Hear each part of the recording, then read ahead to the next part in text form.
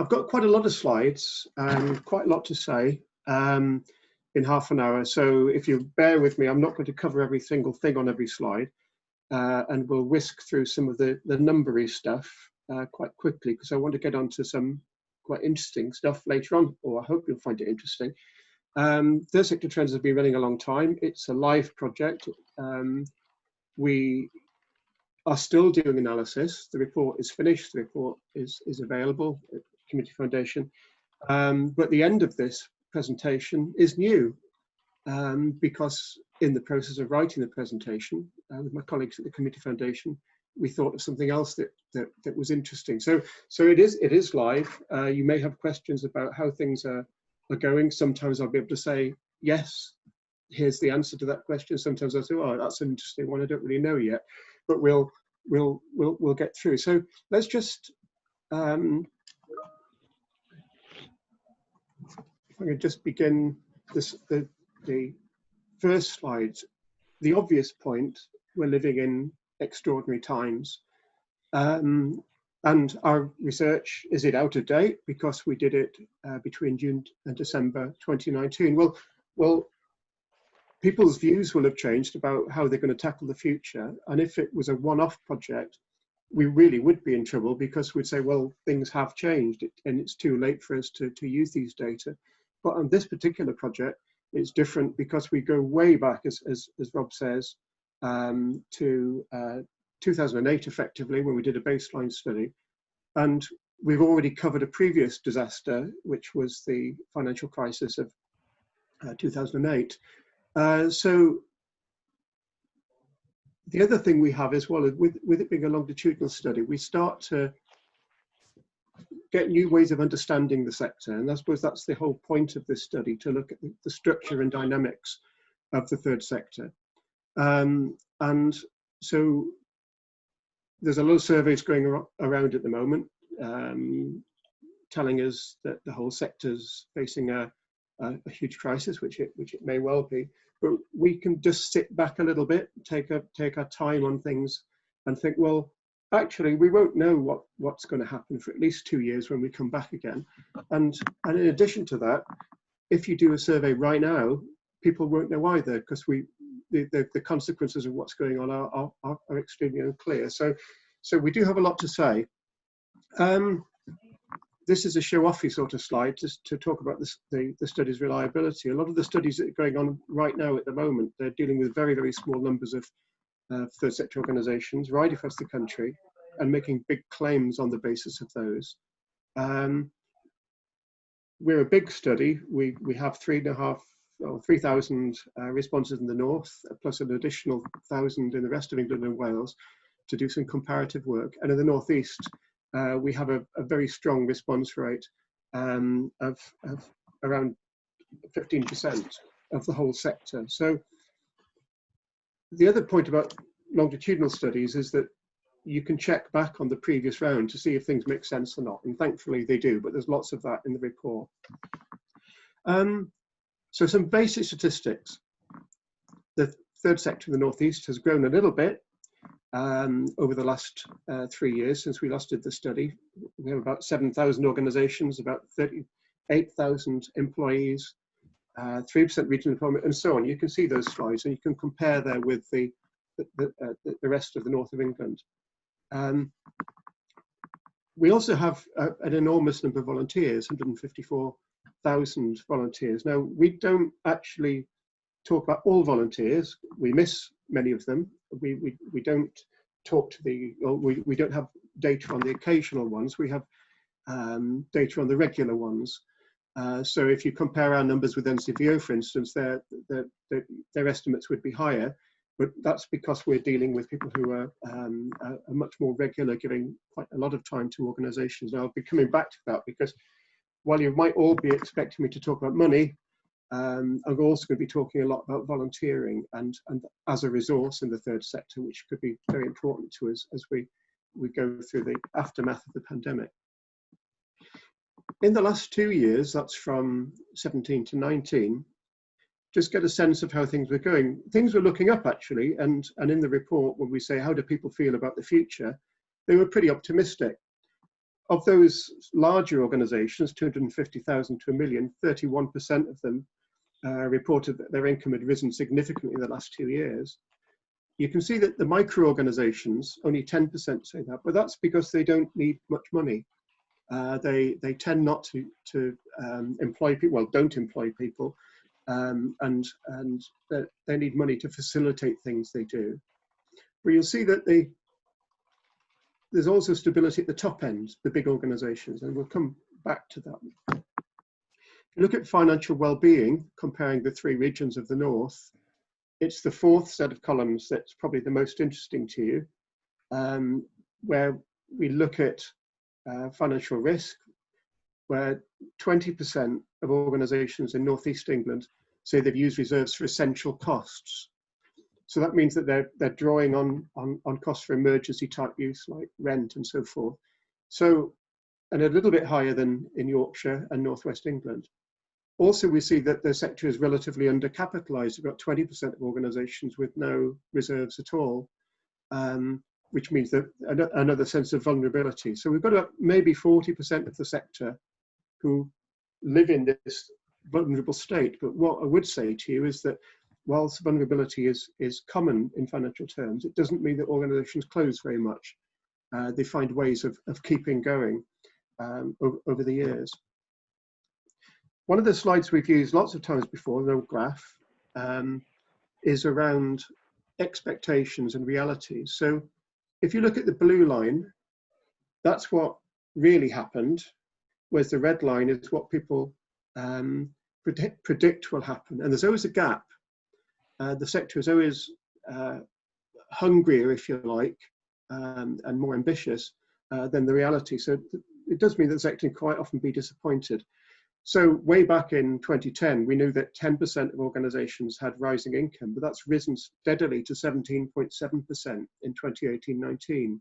In other words, things were getting better. It dipped in 2010 after the financial crisis. It wasn't an instant thing. But as you look right at the end there, something like 31% think their income will increase the next 2 years. We obviously don't have any data for 2021 yet because we're not there. But of course, since we did the study, we could find that optimism has crashed quite substantially. Although I wouldn't think it's crashed as much as it does on that dashed line.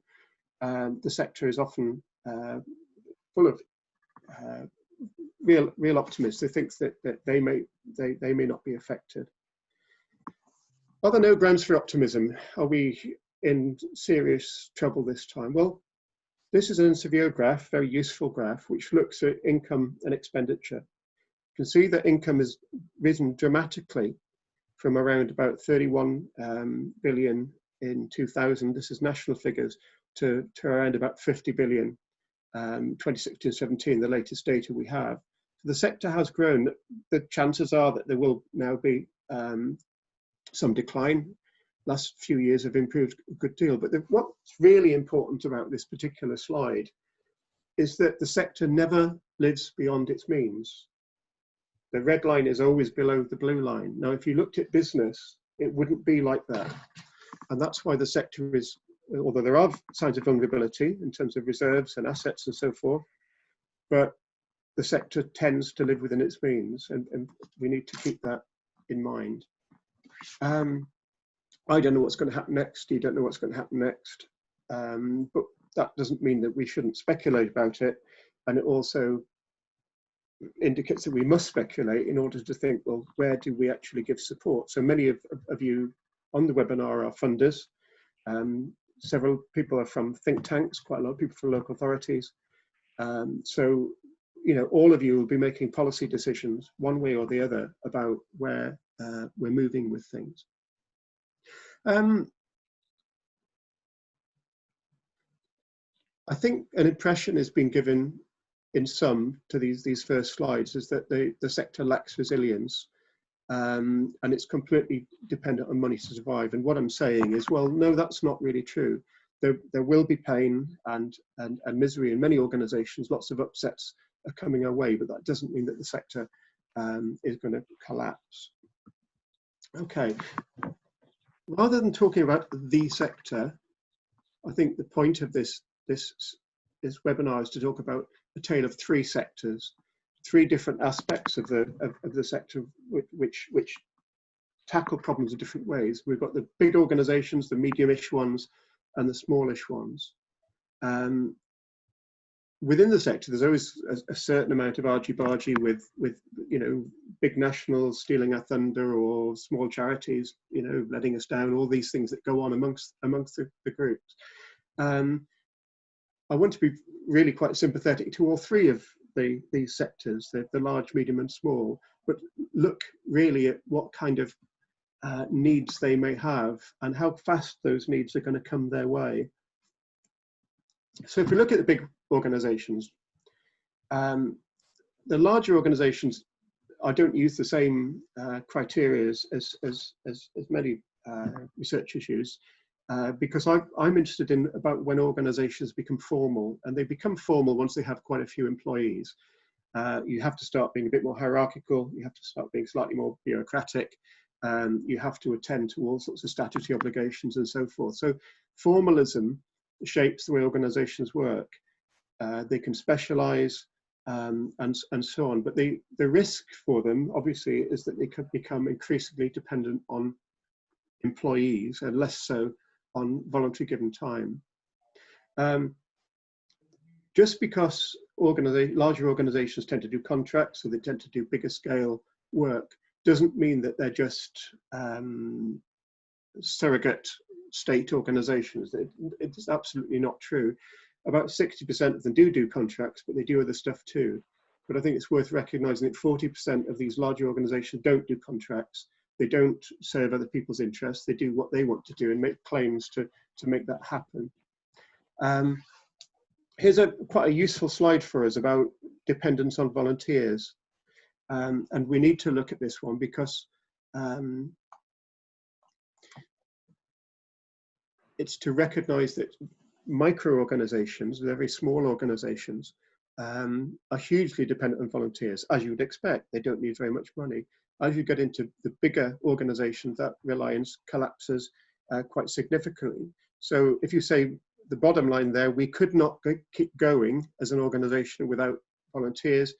94% of the very small organizations say that's the case, because that's what they run on. They run on voluntary given time, whereas the big ones, it's only 50% say that that's the case. There have been changes in terms of reliance on different sorts of money. This isn't actual levels of money. This is perceptions of the importance of different forms of money.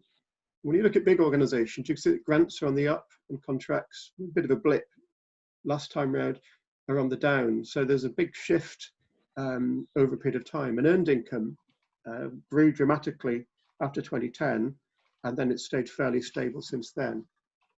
Some things have never been that important. Borrowing had a bit of a rise at one point, but that's dropped again.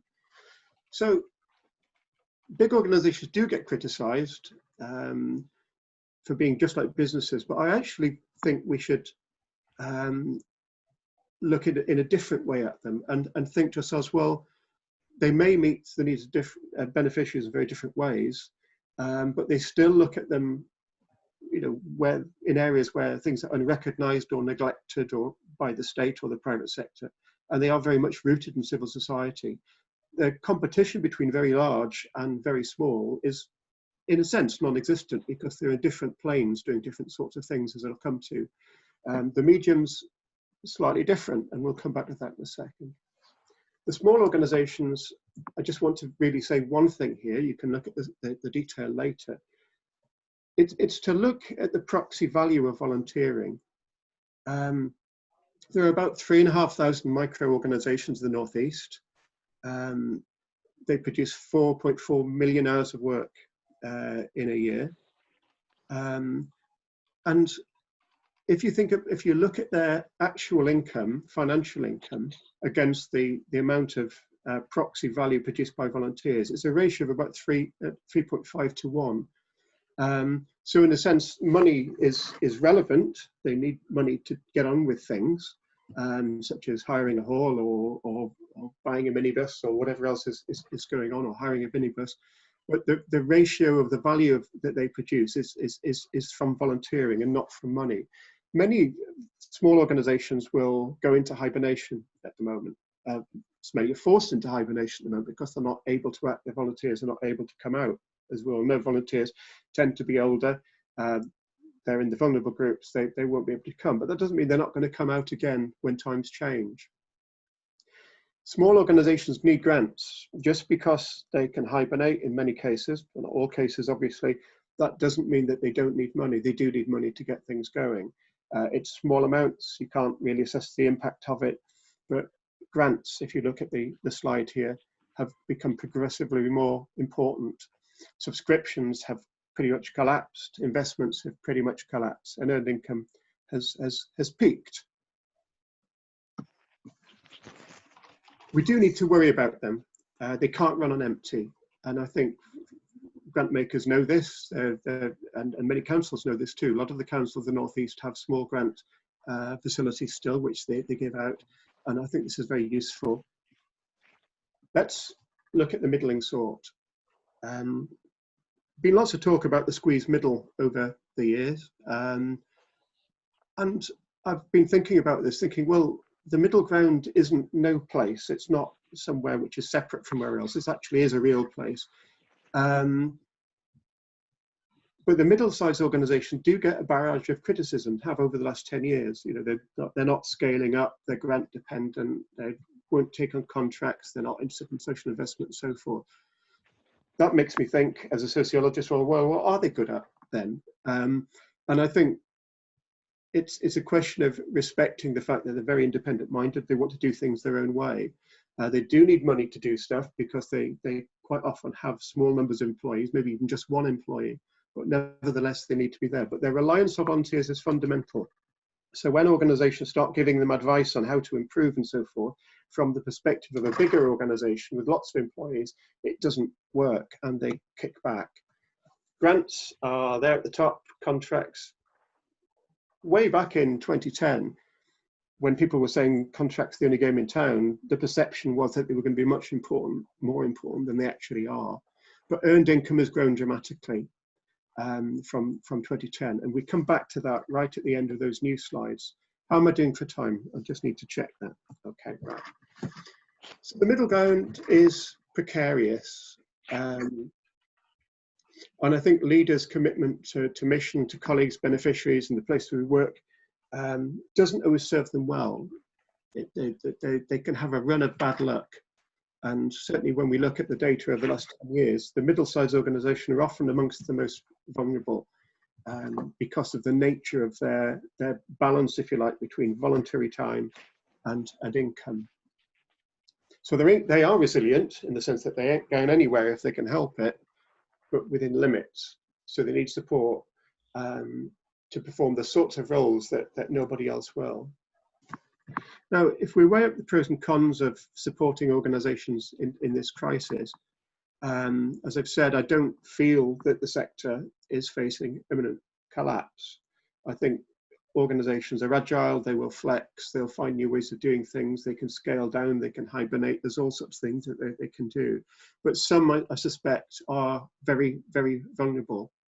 Now, government's put in a lot of money to the sector, 750 million plus. There's a furlough scheme, there's the emergency fund that's come through as well. The National Lottery is also feeding money through to small sectors on a first come, first served basis, which worries me a little, because some might be more fleet of foot, a bit more agile than others. And I think funders therefore face this kind of responsibility to some extent of making judgments, as those must do, about where the greatest need is at any one time. When there's money on the table, people can be quite innovative in how they approach that, and so we need to look especially at those areas where the sector organisations play a pivotal role, and there's not really many other people on the block who can perform those kind of tasks. So I suppose what we want to say here is that should the focus be on immediate organisational needs, or immediate beneficiary needs. And I think that's a really tough one for people. Do we save the organisation because the organisation's on the block and it does good stuff in that area? Or do we think, oh, is it from the direction of beneficiaries? It's probably a bit of both, but I think it's a tricky one for councils and for foundations to deal with. Let me just get to this last stage, really, where I'm talking about worries about cash flow. I think the organisations I'm most concerned about are those who are going to really struggle in the short term in much the same way as many private businesses are going to struggle. People not coming through the charity shops, that they're not able to pay for services, whether it's ticketed or something else of that sort. So that self-generated income or trading, which is, as we've shown in the Midsized organisation in particular, they're very vulnerable. How do we bridge the gap? Now, these are quite hard graphs to explain. So if you just give me a moment to try and explain, there's two graphs. This first graph is about organisations which have been facing financial problems over the last 10 years. The blue line is those organisations which earn less than 60% of their income. The orange line is those which earn more than 60% of their income. I've left out those who don't earn income. They tend to be very small organisations which don't really need that much money anyway.